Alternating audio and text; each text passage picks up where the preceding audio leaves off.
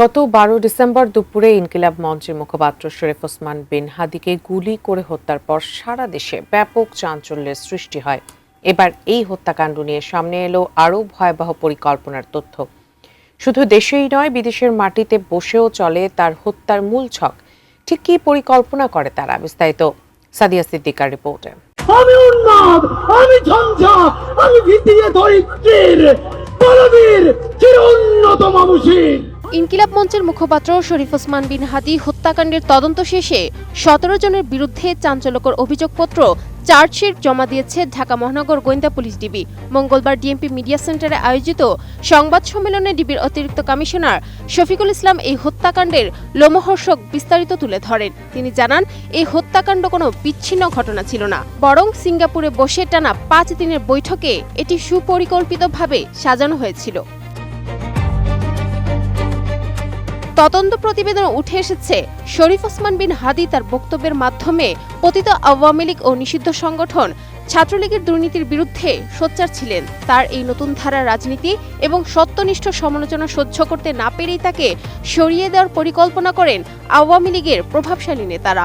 ডিবির তথ্য অনুযায়ী হত্যাকাণ্ডের মূল পরিকল্পনা ও নির্দেশনা ছিল ঢাকা মহানগর উত্তর যুবলীগের সাংগঠনিক সম্পাদক ও সাবেক ওয়ার্ড কাউন্সিলর তাইজুল ইসলাম চৌধুরী ওরফে বাপ্পির। নতুন বাংলাদেশ গড়তে এলো জুলফিকার স্টিল। জুলফিকার স্টিল, ইস্পাত দৃঢ় অঙ্গীকার।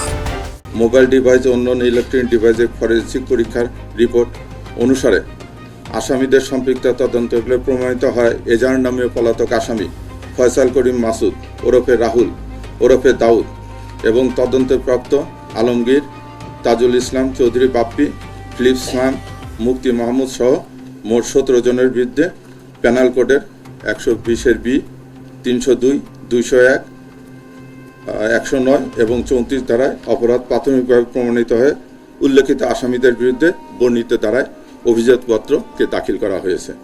তদন্ত সূত্র অনুযায়ী গত বছরের 21 জুলাই শুটার ফয়সাল করিম মাসুদ সিঙ্গাপুরে যান। পরদিন সিঙ্গাপুর মালয়েশিয়া সীমান্তবর্তী একটি হোটেলে সাবেক মন্ত্রী জাহাঙ্গীর কবির নানক, সাবেক এমপি ইলিয়াস মোল্লা এবং কাউন্সিলর বাপ্পির উপস্থিতিতে এক গোপন বৈঠক অনুষ্ঠিত হয়।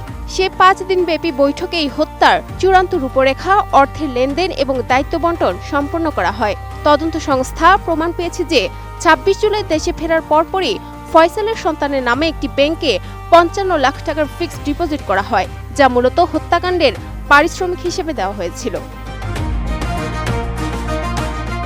হত্যাকাণ্ডটি সরাসরি বাস্তবায়ন করেন ছাত্রলীগের সাবেক নেতা ফয়সাল করিম মাসুদ। তাকে প্রত্যক্ষভাবে সহযোগিতা করেন আদাবর থানা যুবলীগের কর্মী আলমগীর হোসেন শেখ। ডিবি প্রধান জানান, কাউন্সিলর বাপ্পির নির্দেশে ফয়সাল সরাসরি হাদির উপর গুলি বর্ষণ করেন। ঘটনার পরপরই আসামিরা গা ঢাকা দেয় এবং ময়মনসিংহের হালুয়াঘাট সীমান্ত দিয়ে ভারতে পালিয়ে যায়। তদন্তে আরও দেখা গেছে, খুনিদের পারিবারিক প্রশ্রয় ছিল চোখে পড়ার মতো। ফয়সালের বাবা হুমায়ুন কবির হত্যাকাণ্ডে ব্যবহৃত মোটরসাইকেলের নম্বর প্লেট পরিবর্তন ও অস্ত্র স্থানান্তরে সহায়তা করেন।